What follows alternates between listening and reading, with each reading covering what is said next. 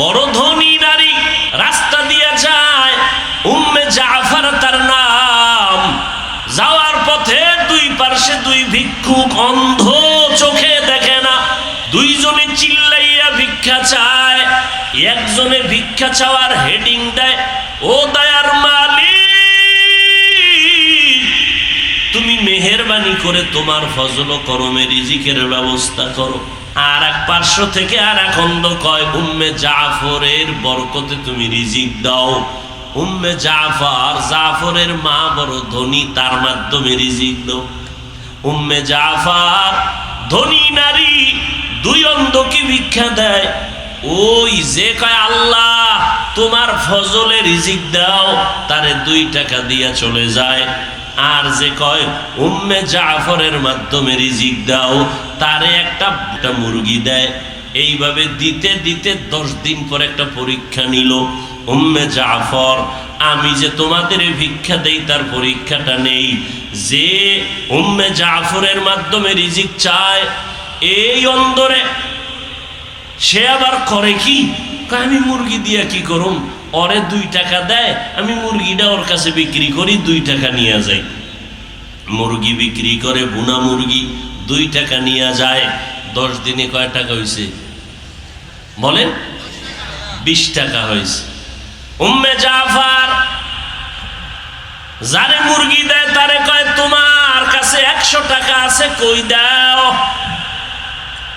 অন্ধ কয়, লা হাওলা ওয়ালা কুওয়াতা ইল্লা বিল্লাহ, আমার কাছে 1 টাকাও নাই, পাইছি মুরগি 2 টাকায় বিক্রি করেছে। উম্মে জাফর কয়, কপাল বড় খারাপ।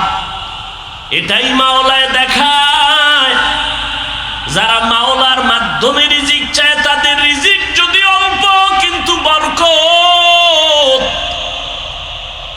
আর তুমি উম্মে জাফরের মাধ্যমে চাইছো, তোমার রিজিকে বরকত নাই। বলে কেমনে?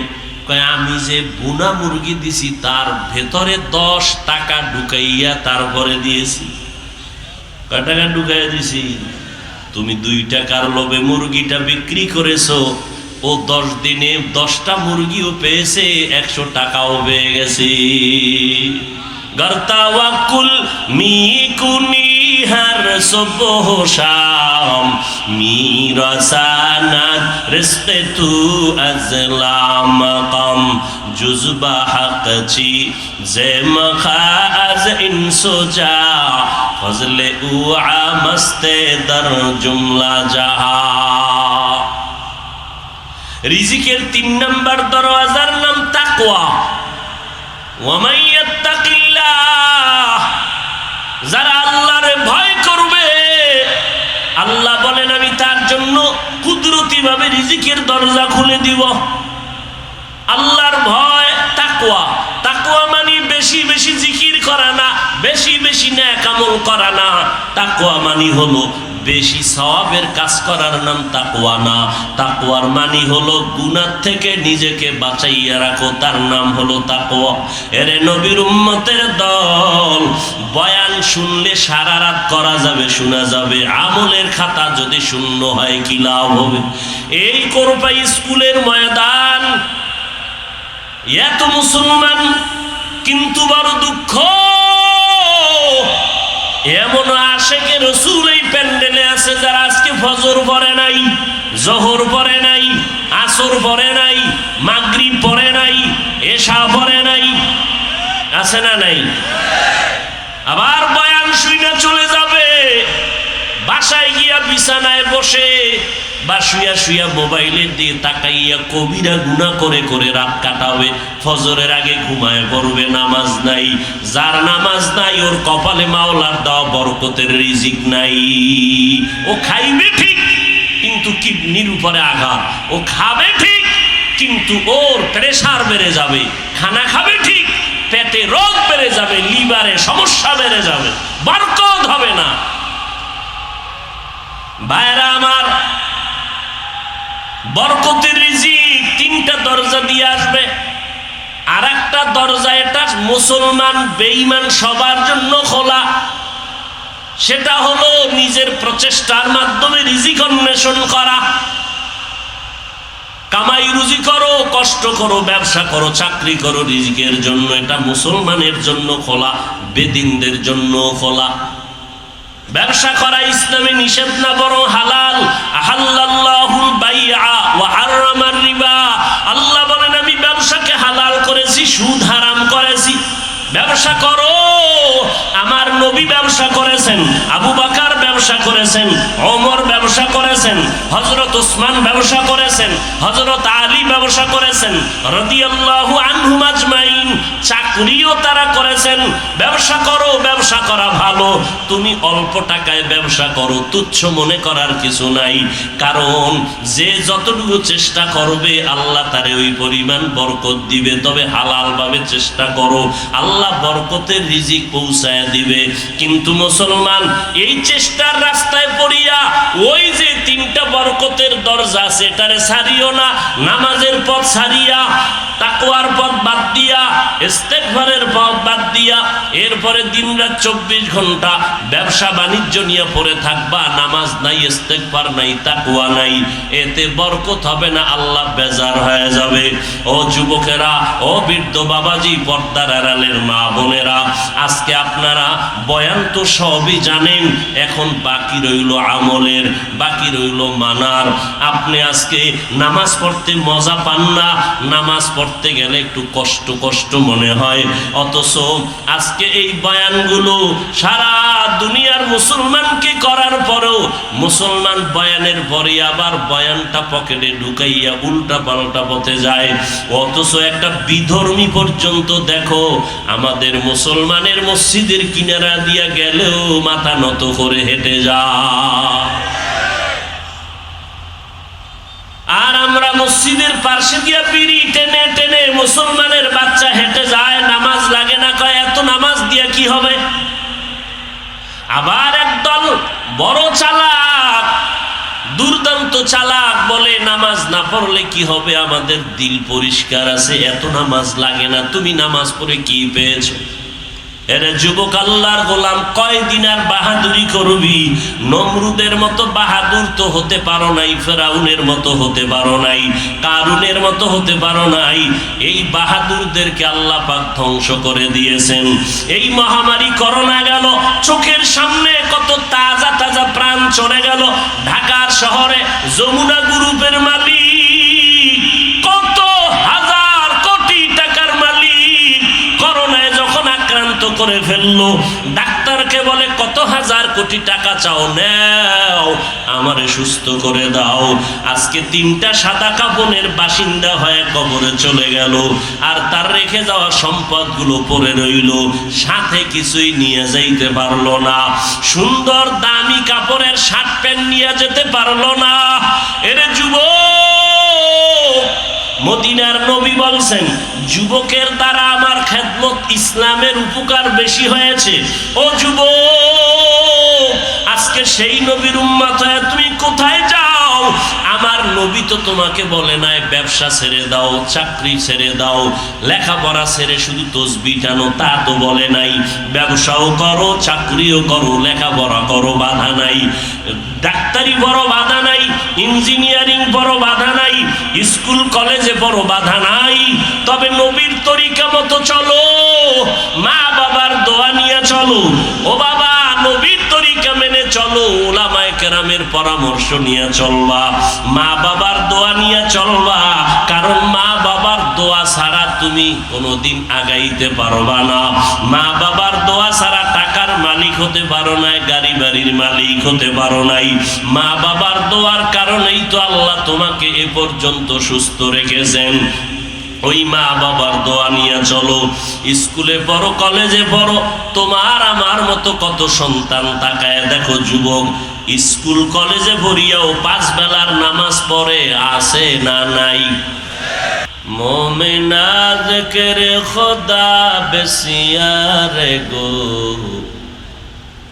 ইয়াদে উকুন, ইয়াদে উকুন, ইয়াদে লা ইলাহা ইল্লাল্লাহ, লা ইলাহা ইল্লাল্লাহ, লা ইলাহা ইল্লাল্লাহ। ইল্লাল্লাহ লা ইলাহা ইল্লাল্লাহ লা ইলাহা ইল্লাল্লাহ লা ইলাহা ইল্লাল্লাহ লা ইলাহা ইল্লাল্লাহ লা ইলাহা ইল্লাল্লাহ লা ইলাহা ইল্লাল্লাহ লা ইলাহা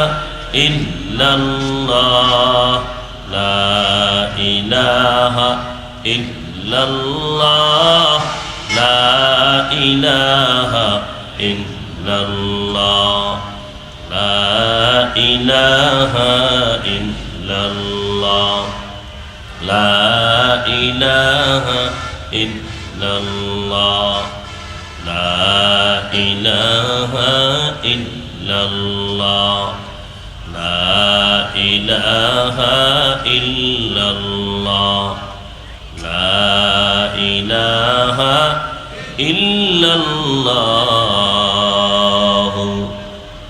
মুহাম্মাদুর রাসূলুল্লাহ।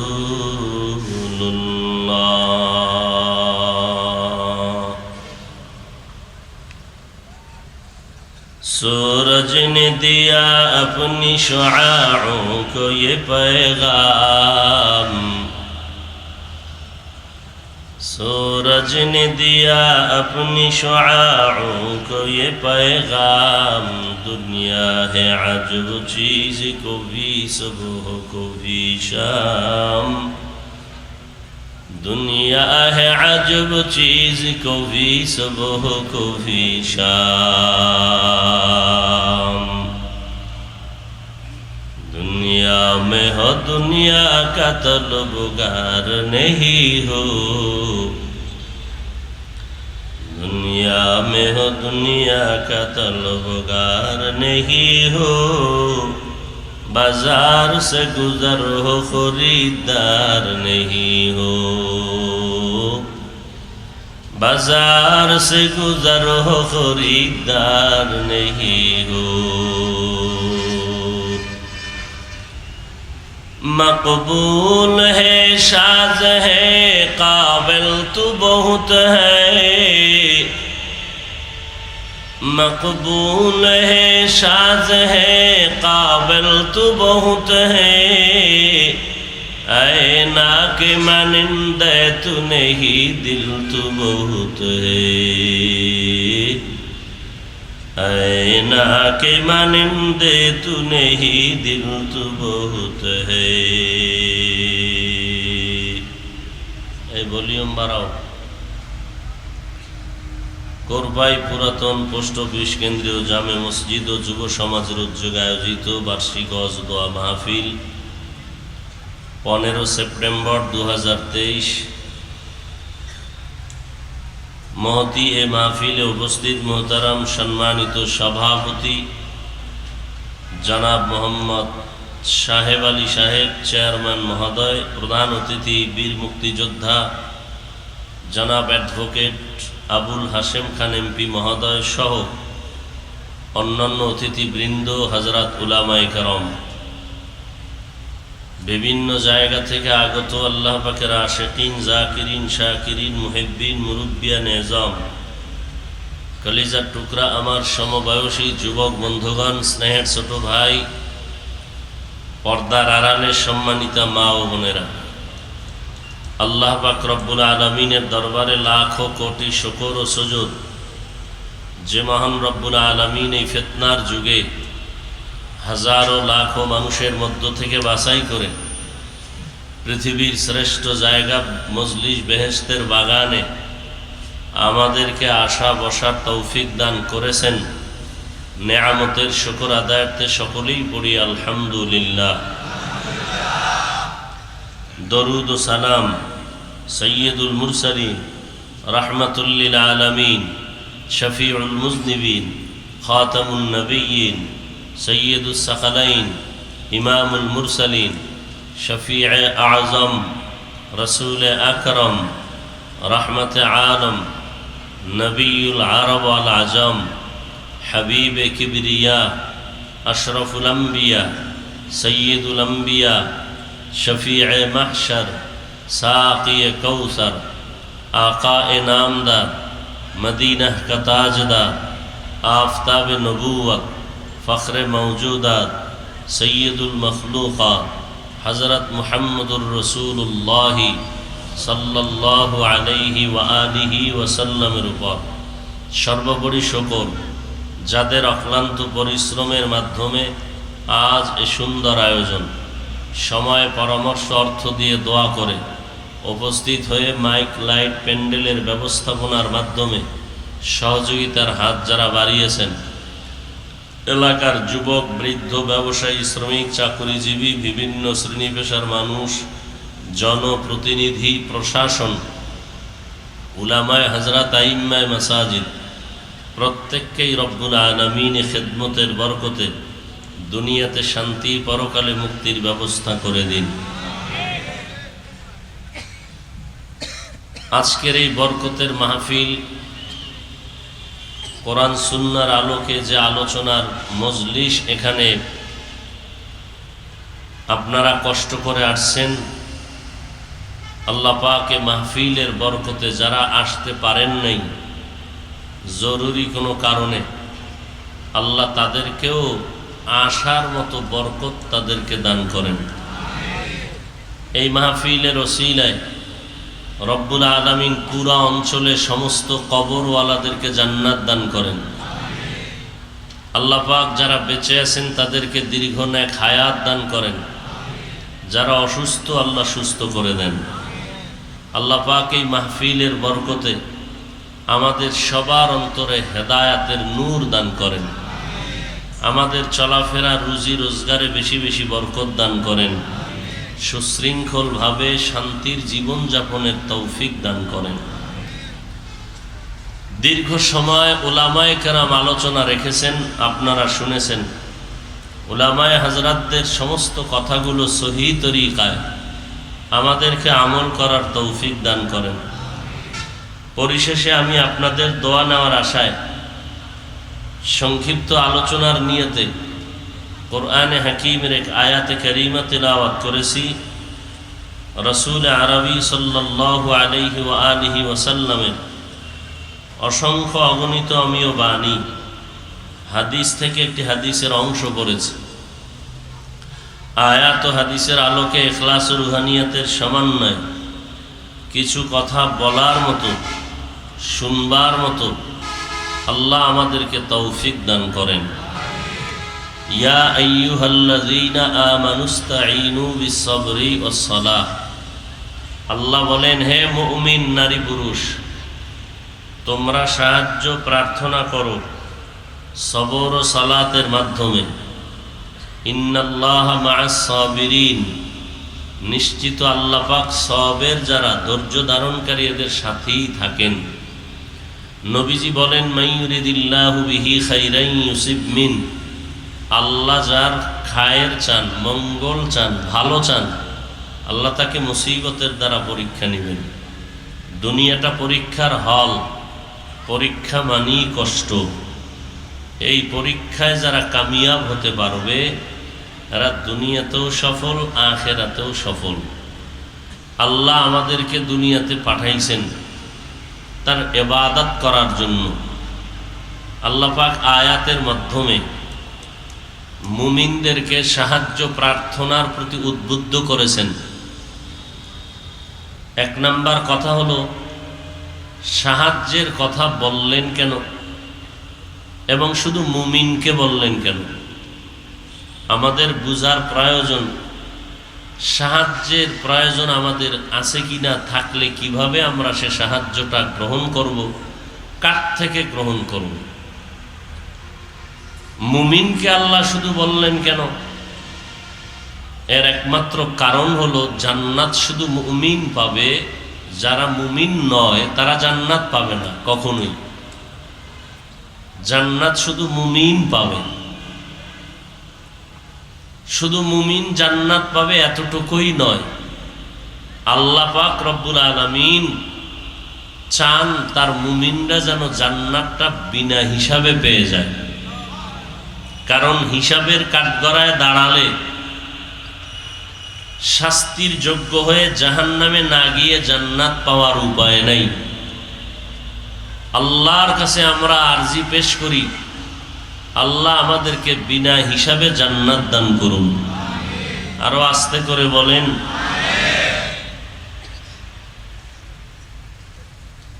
সাহায্যের কথা বললেন, কারণ কি? কারণ হলো সাহায্য কার জন্য প্রয়োজন? যে দুর্বল অসহায়, তার জন্য সাহায্যের প্রয়োজন, সহযোগিতার প্রয়োজন।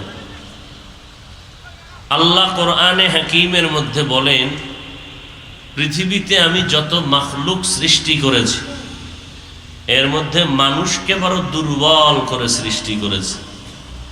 ওয়া খুলিকাল ইনসানু যায়ীফা। আল্লাহ বলেন ইনসান জাতিকে দুর্বল করে সৃষ্টি করা হয়েছে। মানুষ বড় দুর্বল। কেমন দুর্বল? আল্লাহ পাকের বানানো একটা পিপিলিকার কাছে দুর্বল, একটা মশার কাছেও দুর্বল, এমনকি মানুষের বানানো 2 টাকা দামের একটা ব্লেডের কাছেও মানুষ দুর্বল। এক কথায় মানুষের মতো দুর্বল কোনো প্রাণী আল্লাহ বানান নাই। কিন্তু এই দুর্বল বানাইয়া মর্যাদা দিছেন সবার উপরে। ওয়ালাকাদ কাররামনা বানি আদম ওয়া হামালনাহুম ফিল বাররি ওয়াল বাহরি ওয়া রাযাকনাহুম মিনাত তাইয়্যিবাত ওয়া ফাদ্দালনাহুম আলা কাসীরিম মিম্মান খালাকনা তাফদীলা। বনি আদম সৃষ্টির শ্রেষ্ঠ। কেমন শ্রেষ্ঠ? এক কথায় মানুষের মতো সৃষ্টির মধ্যে শ্রেষ্ঠ দামি আর কোনো প্রাণী নেই। আবার এই মানুষের ভেতরে যারা মুমিন তারা আরো দামি। মুমিনদের মধ্যে আম্বিয়ায়ে কেরামরা দামি, আর সমস্ত নবী রসুলদের মধ্যে রাহমাতুল লিল আলামিন হলেন দামি, শ্রেষ্ঠ। আর সমস্ত নবীর উম্মতদের মধ্যে আখিরি নবীর উম্মত আমরা শ্রেষ্ঠ। আল্লাহ পাক বনি আদমকে সৃষ্টির শ্রেষ্ঠ মর্যাদা দিয়েছেন, নূরের সৃষ্টিকে মর্যাদা দেন নাই, আগুনের সৃষ্টিকে শ্রেষ্ঠ মর্যাদা দেন নাই। একমাত্র মানব জাতিকে আল্লাহ সৃষ্টির শ্রেষ্ঠ মর্যাদা দিয়েছেন। একদিকে আমরা যেমন দুর্বল, অপরদিকে আমরা হলাম সৃষ্টির শ্রেষ্ঠ। আল্লাহ পাক আমাদের জন্য চলার মতো ব্যবস্থা করেছেন পানির মধ্যে, স্থলে এবং পৃথিবীর মধ্যে শ্রেষ্ঠ পবিত্র রিজিকের ব্যবস্থাও আল্লাহ করেছেন। পবিত্র রিজিকের ব্যবস্থা আল্লাহ করেছেন। কুকুরেও খায়, শুকরেও খায়, উড়ন্ত পাখিরাও খায়, জঙ্গলের পশুরাও খায়, আমরা মানুষেরাও। কিন্তু আমাদের খাদ্যটা পৃথিবীর শ্রেষ্ঠ এবং পবিত্র। আল্লাহ বলেন আমি মানুষের জন্য পবিত্র রিজিকের আয়োজন করেছি। কোন এক আল্লাহ তাআলার বান্দা ওলিয়ে কামেল বয়ান করে বুঝাচ্ছেন, ও দুনিয়ার মানুষ, তুমি রিজিক তালাশ করো। রিজিকের রাস্তা, দরজা আছে 4টা। কয়টা দরজা? এর মধ্যে 3টা দরওয়াজা শুধু মুসলমানের জন্য রিজার্ভ। 3 দরওয়াজা। যেই দরওয়াজা দিয়ে তুমি ঢুকবা অনায়াসে রিজিক চলে আসবে। এর মধ্যে এক দরওয়াজার নাম নামাজ কি? ইন্নাস সালাতা তানহা আনিল ফাহশাই ওয়াল মুনকার ওয়া লাযিকরুল্লাহি আকবার। আল্লাহ তাআলা চ্যালেঞ্জ করে বলেন, হে মানুষ, নামাজ মানুষকে পাপের জগৎ থেকে মুক্ত করে দিবে, পবিত্র বানায় দিবে নামাজ। আর নামাজ হলো আল্লাহ পাকের স্মরণের মধ্যে শ্রেষ্ঠ জিকির বা শ্রেষ্ঠ স্মরণ। নামাজ যার যত সুন্দর তার আমল তত সুন্দর। নামাজ যদি ঠিক মতো বান্দা 5 ওয়াক্ত নামাজ পড়ো, আল্লাহ তাআলা বলেন আমি কুদরতি জিম্মায় পবিত্র রিজিক তার ঘরে পৌঁছাইয়া দিব। गर तवक्कुल मी कुनी हर सुबह शाम मेरा सानात रिज़्क़े तू अज़ला मकाम जुज़बा हक़ची ज़े मखाअज़ इंसुजा फज़ले उ आमस्ते दर जुमला जहा। कुकुरेও খায়, জঙ্গলের ভেতরে হাজার প্রাণী, আজও পর্যন্ত কোনো প্রাণী না খাইয়া মরে যায় নাই। সমুদ্রের ভেতরে প্রাণীর অভাব নাই।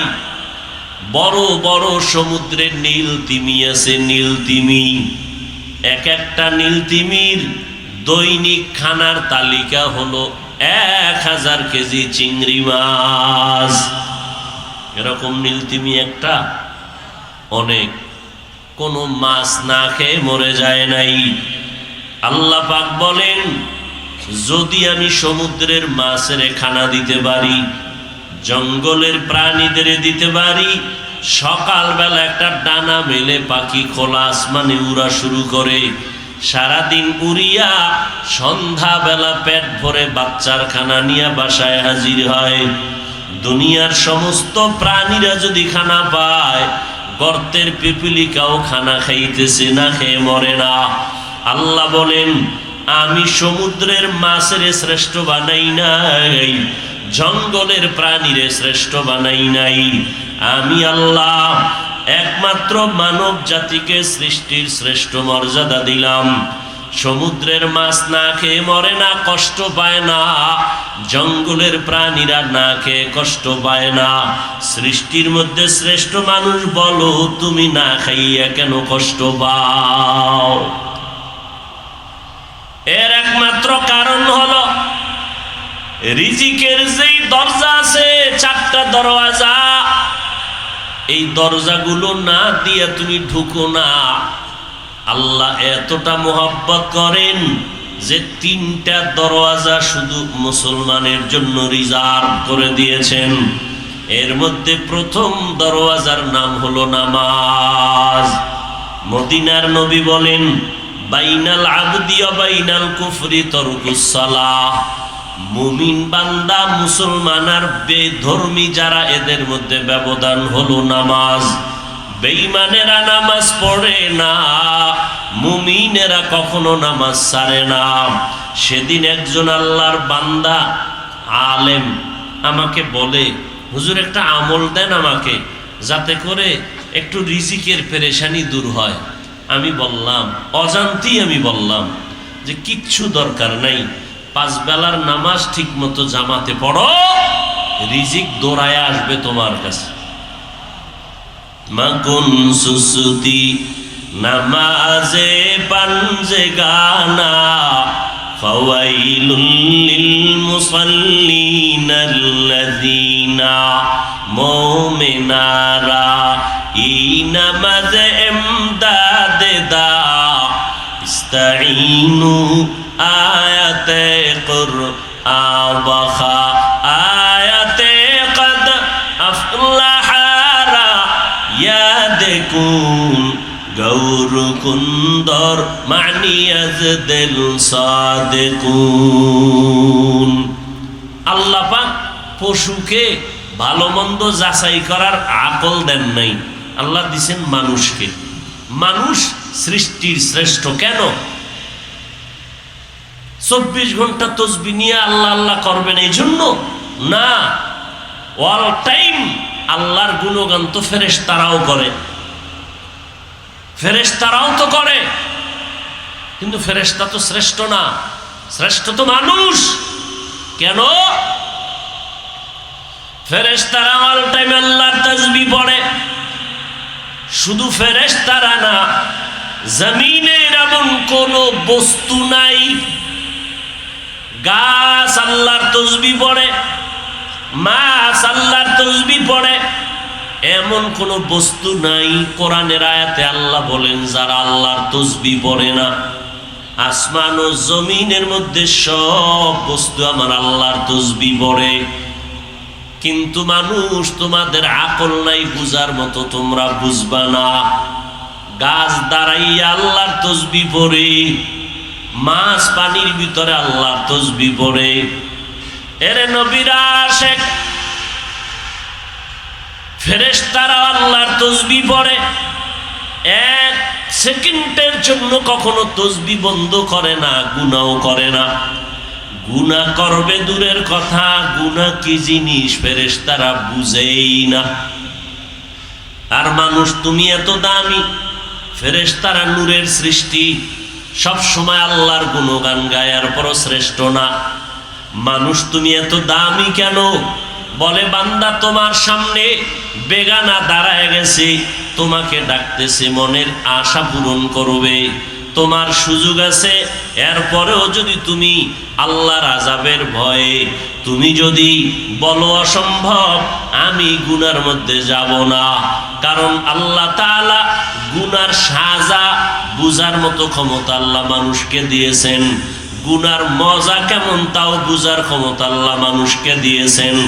মানুষ গুনার মজা পাইয়া সাজার ভয়ে যদি বলে আমি গুনাহ করব না, আল্লাহ কয় নবী জানায় দেন এই মানুষটা শুধু ফেরেশতার মতো না, আমার আদালতে ফেরেশতার থেকেও তার সম্মান অনেক বেশি, ফেরেশতার থেকেও সম্মান বেশি। ফেরেশতারা গুনাহ করবে দূরের কথা, গুনাহ চিনেই না। আর মানুষ তুমি গুনাহ শুধু চিনোই না, গুনাহ করলে মজা কি তাও জানো, মজার পরে সাজাটা কি হবে তাও বুঝো। এই মজা পাইয়া সাজার ভয়ে যারা গুনাহ ছেড়ে দিবে, আল্লাহ বলেন আমি তার মর্যাদা সবার ঊর্ধ্বে দিব, এতটুকু না, আমি তাকে বিনা হিসাবে জান্নাত দিয়ে দিব। আতিনা ফি দারে দুনিয়া না হাসান, আতিনা ফি দারে দুনিয়া না হাসান, আতিনা ফি দারে উকবা না হাসান, ইয়া গিয়াসাল মুস্তাগীসিন ইহদিনা লাফতিখারা বিল উলুমে ওয়াল গিনা। হর গোরি দেনে কো তু তৈয়ার হ্যায়, जो न मांगे उससे तू बेजार है। রিজিকের দরজা কয়টা? কথা বলেন। এর মধ্যে 3টা মুসলমানের জন্য রিজার্ভ, কিন্তু বেঈমানেরা রিজিকের জন্য যেই রকম পাগলামি না করে, মুসলমানেরা তার থেকে বেশি খাই খাই জিন্দেগির জন্য ভাগো।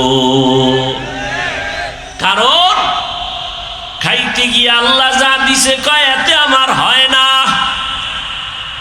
পাইয়াও বলে পাইলাম না, খেয়েও বলে খাইলাম না, শান্তির মসনদে বসেও বলে শান্তি নাই। এর একমাত্র কারণ তুমি দরজা ছাড়া অন্য দরজায় ঘুরলে জীবন ভর কষ্ট পাবা, রিজিক আসবে না। 1 নাম্বার দরওয়াজার নাম নামাজ। আজকে মুসলমানের মধ্যে নামাজের কোনো ইহতেমাম নাই, অনেকে নামাজ পড়ে না, মুসলমান দাবি করে, আর একদল মুমিনেরা নামাজ পড়ে গুনাহ ছাড়ে না।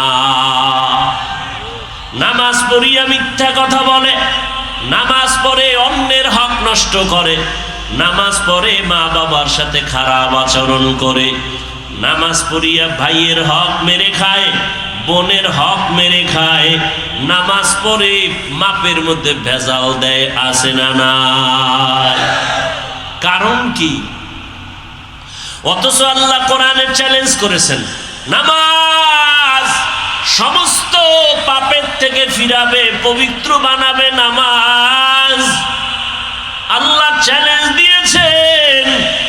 প্রশ্ন বড় জটিল, আল্লাহর গোলাম মুসলমান দাবি করে কেন নামাজ পড়ে না, আর নামাজিরা কেন গুনাহ ছাড়ে না? তো আল্লাহর ওয়াদা গেল কই? আল্লাহর তো ওয়াদা, চ্যালেঞ্জ করা ওয়াদা, নামাজ পড়বে তো জীবনে গুনাহ করবে না। অথচ আমাদের সমাজের মানুষ নামাজ পড়ে আরো মারাত্মক বেশি বেশি অন্যায় করে, নামাজের ভিতরেই বড় অপরাধ করে, অন্তর দিয়া, চোখ দিয়া, হাত দিয়া নামাজের মধ্যে অন্যায় করে, নামাজের আগে পড়ে অন্যায় করে, প্রত্যেকটা কাজের মধ্যে অন্যায় করে। অথচ নামাজ হলো বান্দা তোমার আসল রিজিকের দরওয়াজা। 5 বেলার নামাজ ঠিকমতো বা জামাত আদায় করো তাকবীরুল্লাহর সাথে, আল্লাহ ফেরেশতার মাধ্যমে রিজিক তোমার ঘরে পৌঁছায় দিবে। কোটি টাকার মধ্যে বরকত নাই, আল্লাহ যদি অল্প দেয় এর ভেতরে অনেক বরকত। আমরা নামাজ পড়িয়ার পরও কেন রিজিকে কষ্ট পাই? এরপরও কেন ব্যবসায় এত ঝামেলা, এত পেরেশানি? এর একমাত্র কারণ, যেইভাবে নামাজ আদায় করা দরকার ওইভাবে আমরা নামাজ পড়ি না। এ বিষয়ে যদি শুধু আলোচনা করি নামাজ নিয়ে রাত পার হয়ে যাবে। নামাজটা যেইভাবে পড়া দরকার পড়ি না। সেম ঘটনা রসুলের যুগে একজন নব মুসলিম নবীর হাতে কালেমা পড়ে মুসলমান হয়ে গেলেন। নবী বললেন, ঈমান আনার পরে প্রথম কাজ হলো নামাজ।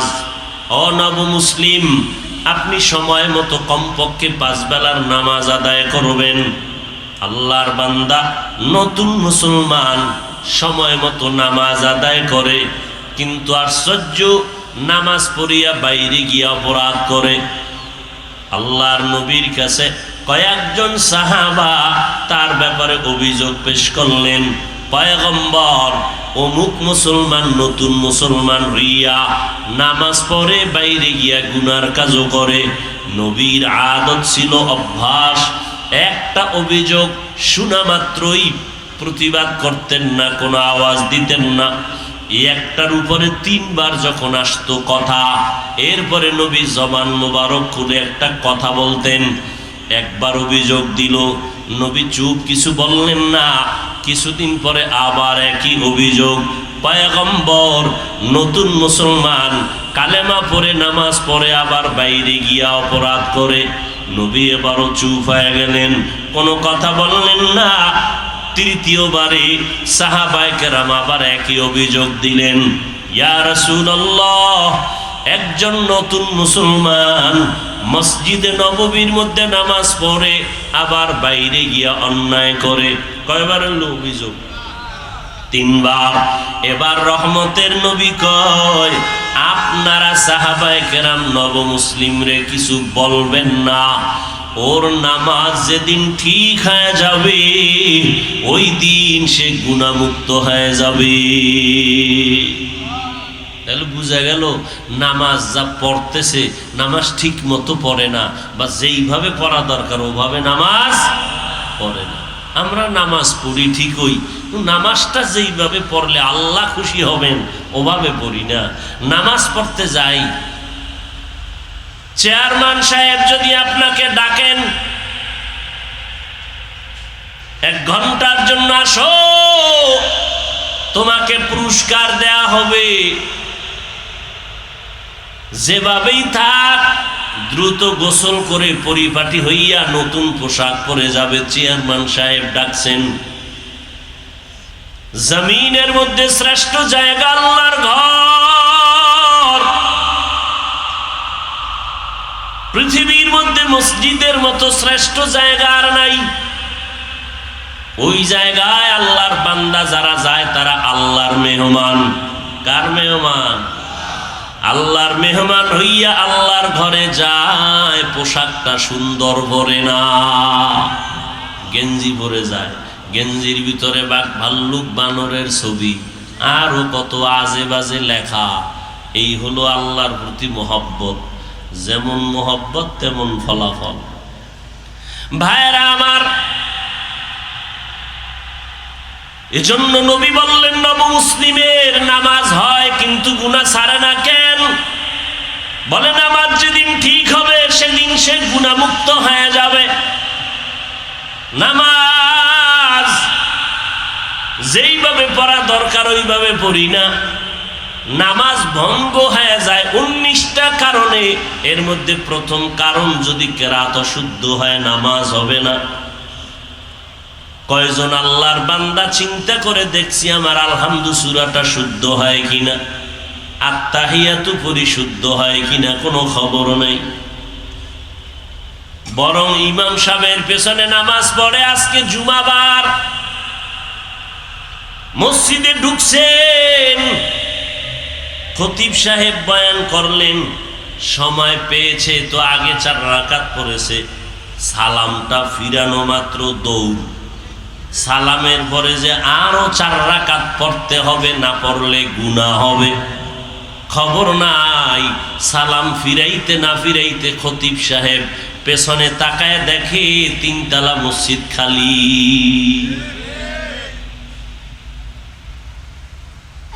আপনাদের দেশে এই সিস্টেম নাই?